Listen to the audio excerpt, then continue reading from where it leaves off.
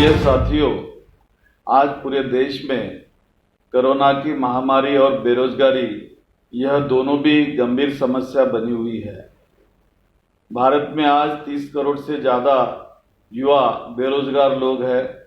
देश के प्रधानमंत्री ने हर साल 2 करोड़ युवाओं को रोजगार देने का वादा किया था, लेकिन पिछले 6 वर्षों से भारत में युवाओं को रोजगार मिलना बंद हो गया है।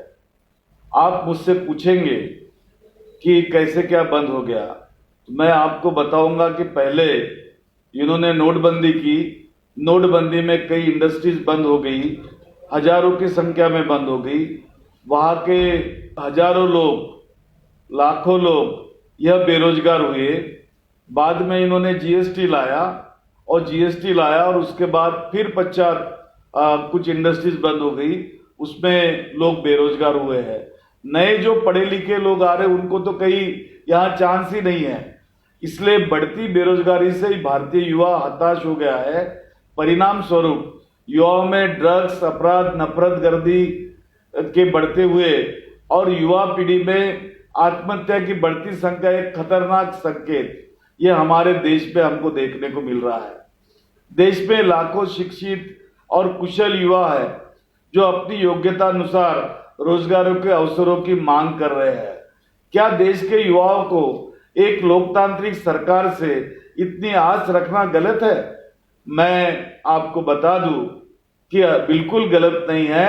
लोगों ने चुन कर दी हुई यह सरकार है। अगर देश में अगर लोकतंत्र है तो लोकतंत्र में अपनी मांग रखना यह हमारा अधिकार है, उससे हमें कोई वंचित नहीं कर सकता है। इस देश की सरकार हमें रोज नए नए सपने दिखाती है। कभी मेक इंडिया कहती है, कभी डिजिटल इंडिया कहती है, कभी स्मार्ट इंडिया कहती है, लेकिन इन शब्दों में जो मायाजाल फंसा हुआ है उससे हम बेदखल है। कोरोना की महामारी के वजह से देश में आज 12 करोड़ से अधिक लोगों की नौकरी चली गई है। इसके बावजूद केंद्र सरकार विभिन्न विभागों में 10 लाख से अधिक रिक्त पदों पर रोक लगाकर बैठी हुई है और इस देश का निजीकरण करने में व्यस्त है। अभी अभी आपने देखा होगा कि उन्होंने रेलवे का निजीकरण किया। इस देश में संस्थाएं खड़ी करने का प्रारंभ देश के पहले प्रधानमंत्री पंडित जवाहरलाल नेहरू जी से चालू हुआ। उन्होंने कई शिक्षा के लिए द्वार खोल दिए, उसमें आईआईटीज बनाई, आईआईएम बनाए और एम्स बनाया। उसके बाद इंदिरा जी आई, इंदिरा जी ने वही काम किया, उसको बढ़ाया। और उसके बाद राजीव गांधी जी आए, राजीव गांधी जी ने आईटी के सेक्टर में जो डेवलपमेंट किया उसके वजह से कई नई कंपनियां बन गई। नई कंपनी में हमारे शिक्षित लोगों को रोजगार मिलना चालू है। लेकिन यह सरकार वो तमाम बातों को नहीं चाहती है, नजरअंदाज कर रही है। देश में करोड़ों की संख्या में बेरोजगार लोग हैं, फिर भी केंद्र की सरकार इस पर कोई कार्रवाई करने के लिए तैयार नहीं है।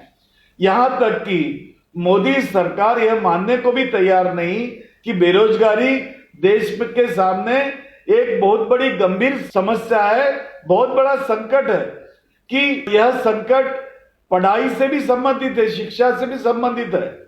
अगर उच्च शिक्षा लेकर अगर हमारे लोग जाते हैं तो उनके लिए उतने एम्प्लॉयमेंट भी क्रिएट होने चाहिए। लेकिन इन्होंने अभी अभी देश में नई शिक्षा नीति भी लाई है।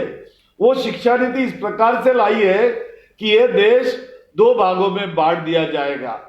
प्राचीन समय में जिस प्रकार से वैदिक काल में यहां शिक्षा दी जाती थी और वो शिक्षा जो अछूत लोग हैं, जो दलित लोग हैं, जो कमजोर वर्ग है, उन तक नहीं पहुंचती थी, आज भी वो उसी प्रकार से काम कर रहे।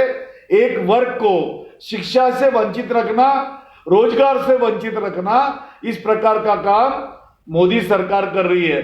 लोगों को अच्छे दिन दिखाने का झांसा देकर जब से मोदी सरकार ने केंद्र में सत्ता स्थापित की है, तभी से युवकों के अच्छे दिन के बजाय बुरे दिन की शुरुआत, बुरे दिन का प्रारंभ हो चुका है। प्रधानमंत्री ने हमेशा बेरोजगारी जैसे मुद्दे की बात को भूलकर देश के युवाओं को सिर्फ गुमराह करने का ही काम नहीं किया। आज देश का युवा बेहतर शिक्षा और बेहतर रोजगार चाहता है, उससे भी वंचित किया है।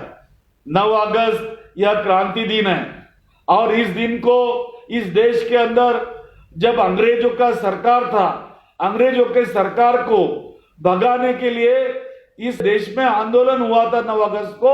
वो मुंबई से शुरू हुआ था और आवाज उठाई गई थी कि हमारा देश, हमारी स्वतंत्रता हमें चाहिए। आज 9 अगस्त 2020 को युवा कांग्रेस स्थापना दिवस भी है। इस अवसर पर युवा कांग्रेस सोशल मीडिया अभियान के माध्यम से रोजगार की मांग उठाएंगे। हमारी मांग है युवाओं को रोजगार दो, आज दो और अभी दो।